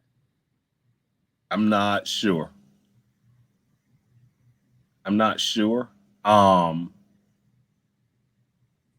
But I don't know. I want to say the family is dead. I want to say the family's probably dead just because no. I'm talking about whether or not Muzan actually did it. I'm gonna put a whole stupid theory out here, and it's this messed up one. Oh, you're saying the dad killed him? Oh, well, I don't. The reason I don't think that happened is I think the mom and dad are straightforward just because of how the dad talked to Tanjiro. Mm-hmm. Like how the dad talked to Tanjiro. And I think at one point didn't we hear the mom talk to Nezuko? Yeah, somebody actually put that in the chat. I was supposed to bring that up. That going on what I was talking about with spirits is that the mom on 2 different occasions, because when she was hung up. She was like, your brother's about to die. You have to save him. And then on the train, it happened again. Right. So I think the parents might be straight, because the thing is, like I said before, there's a reason Muzan won't to put hands on anybody with those earrings. Yeah. I think the parents might be straight. Like as I hope I'm right, man, because I don't want it to be one of those things like, dang, the dad was the villain all along. I'm like, man, we just don't do this to me. Like, and again, that goes right down the Star Wars lane that I was talking about. Like, as you're right. But I do think that Muzan might end up having a connection with somebody on the other side. It normally is like that. So I'll be interested in seeing the backstory of all of these characters, because we don't know anything about the Hashira. We don't know anything about the purple dude with the crazy eyes. We don't know we don't know a lot. We don't know anything about Inosuke's backstory. Sure. And so yeah, I'm interested in seeing what we learn about all of them. I'm really interested. It's interesting to me that none of the Hashira have the same breathing styles. They don't. Yeah. And so right now, I don't think when they introduced all of them, they showed what kind of Hashira there is. There is no thunder breathing Hashira. Is it? So I don't know who Zenitsu can learn from, because he only learned one move. And I don't know, unless the old man is still alive, I don't think there's another thunder breathing Hashira. So I was left with the impression that the old man died. Again, okay, I think if he's, yeah. It's hard because they leave you an impression that certain people are dead, but you don't know. Like the dad, I assume the dad is dead. Like, the grandfather, I assume that he's dead. I assume that Inosuke's mom is dead, because he had that flashback of her kind of leaving him to survive or something like that. But we don't know. Right. It's interesting. It'll definitely be interesting to see. I'm excited. I'm gonna stay away from the comment section on this one, just in case people get happy. I'm trying. I don't know when the second season is supposed to premiere, but I say if anybody out there loves Demon Slayer and has not yet seen the movie, sorry, found out everything that's gonna happen, but you still need to see it, because it was phenomenal. Honestly, I'm trying to think. And honestly, because of COVID and everything, this was the first movie I had seen in well over a year, because the last movie I saw in theaters before all of COVID, I went to see Guy Ritchie, The Gentleman. That was a good movie. Yeah, and that was right before my son was born. And so yeah, he was born and COVID hit right after he was born. And so after that, I had not been to the movie theater at all. And so this was the first time going to the movie theater, and I was like, man, I miss this. This was they had the social distancing perfect. I've been vaccinated. Like, I had a mask on. Like, it was good to see in the movie theater. I'm interested in seeing it again and seeing what I catch and what I like the second time, if I get a chance to see it again, because the first time I watched it dubbed. So it was the English dubbing. And then I want to see it again with the subtitles, because a lot of the times the English translation will be different from what the subtitles say. And so I'm interested in seeing how it crossed over. Because even if you watch it on Netflix and put subtitles on while watching it dubbed, it'll say different things. like there'll be differences in some of the stuff they say, and so I'm gonna check that out. Yeah, I actually did the same thing. I did have a lot of anime where I like legit like watch it dubbed, but then I have the subtitles on, and that gives me everything I really need to know. Yeah. Oh wow, I didn't realize there's actually a trailer for the second season already. Really? Yeah. Oh man, I'm gonna have to check that out. I don't know if I can post it up, but I'll show a quick picture really quick. So from what I'm reading here, it looks like the second season should, because Attack on Titan is coming back winter of 2021, which should be like between November and January. Most likely it's going to be probably January or December. So what they're probably going to do for this will come out like in either October or September for the second season of this year. Yeah, so long. Yeah, at least it ain't next year or 2 years, because I mean, for me, I just watched it, so I'm all the way here. But I might have to hit that manga. I don't know. I'm gonna pray about it. Woo! Ah, gosh, that's a long time to wait. Oh yeah, man.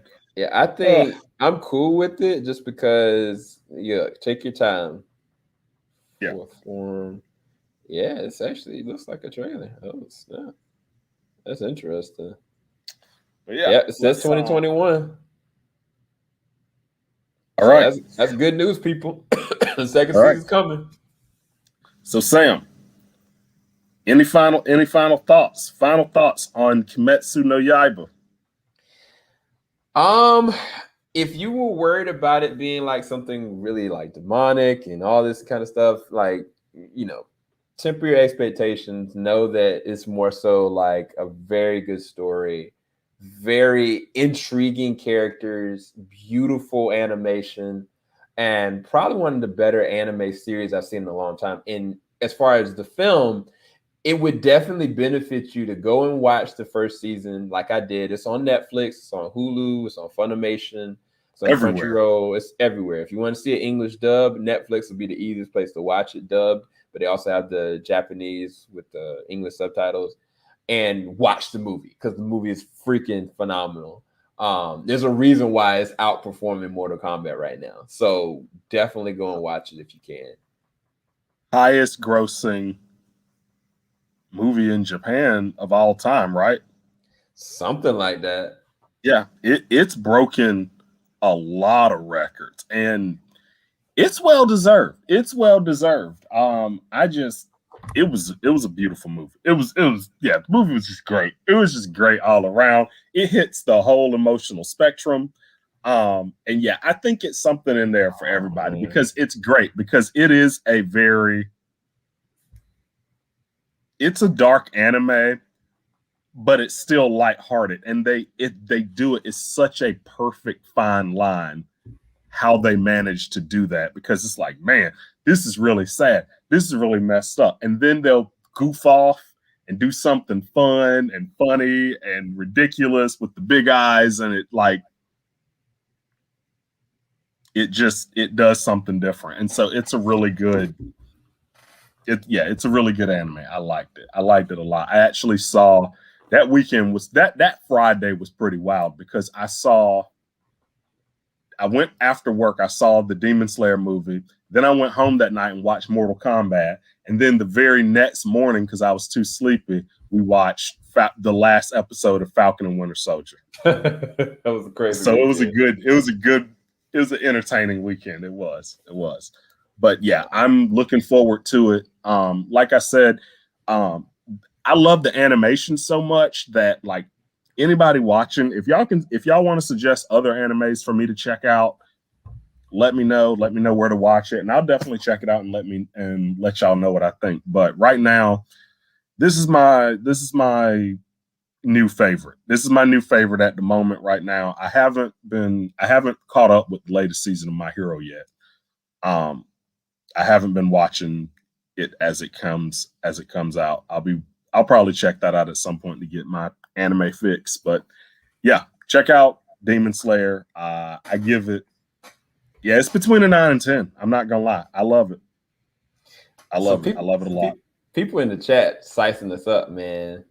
Read this. From what I've heard, next season is considered the best arc. Of course it is. Of course Season it is. That's why they're gonna on wait. a whole new level. See, yeah. All right, so I'm gonna say this right now because I know you haven't watched either one of these series. Chris P's stupid. So look, I need you to watch the anime version of Game of Thrones. I just need you to. Anime version of Game of Thrones. You talking about Attack on Titan? People keep telling me to watch Attack on Titan. I watched like first episode. I'm like, I get it. They eat people. No. Listen to me really carefully. What I want you to do is I want you to watch it. I'm going to give you the Team JVS Twitch channel. Do you guys want to watch this man watching Attack on Titan? I'm telling you, you're going to fall in love with it. It's going to mess you up. It's going to mess you all the way up in a good way. I'll put you this way. My wife, right? I showed her 3 episodes. Only 3 episodes. I said, honey, after you watch this, you don't got to watch no more. This woman has legit, on her own, gotten to the 4th season and still like, where's the rest of the episodes at? My wife. I'll think about it. We'll see. I'm just telling you, man. I think the people really want to know because I'll put it this way. I'll say this then. If and when you do it, we should go just like we did back in the day for Game of Thrones. Season for season. Season for season talking about it. Oh, dang, the chat done lit up. What have I done? Risotto, anime. Hope you kiss anime. Let's keep it up. Here, that's hilarious. Both Attack on Titan. Get the people what they want, right? All right, I might have to check it out. Everybody said, come on, Keaton. Don't resist the Titan. I have to check it out. All right, I'll think about it. I'm gonna sleep well on it tonight. I'll let you know. Yeah, we'll talk to y'all about that later. I was joking, but if you guys want him to see it, cool, let us know in the comment section. But this man got a family just like I do. It's no pressure, Keaton. No pressure. You ain't letting nobody down if you don't want to watch it.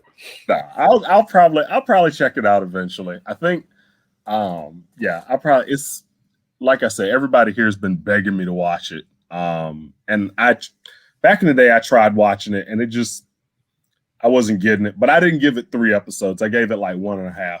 And I was like, I get it, they eat people, but I'll give it another chance. What I'll say about Attack on Titan without reviewing it or pitching it is that whatever you see in the first episode alone plays foundations even in the 4th, 3rd, or 2nd season. The smallest little details. It's written so well that much like Game of Thrones, remember how you looked at the first few episodes of that? Like how that laid different foundations?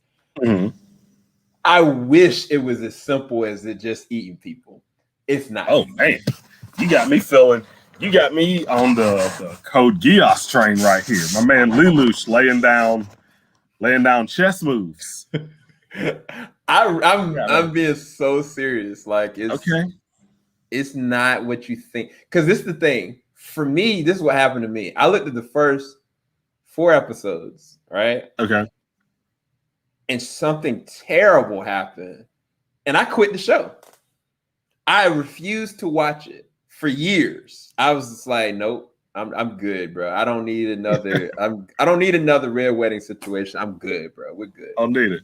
And the weird thing was I ended up buying the anime because I was like, I've heard it's the best. So then finally I ended up watching it later to find out whatever I thought I saw, it didn't even matter because the show just does this. So that's my journey with it. Okay. But you definitely advertised it well. You definitely sold it well. Anyway, we're gonna go. Everybody go and definitely check out Keaton at Keaton7 on Twitter. Bring them your questions and your thoughts, and we'll be back another time to give you guys some cool anime content. Absolutely. Peace, Thank everybody. y'all for tuning in. Y'all take it easy. Later.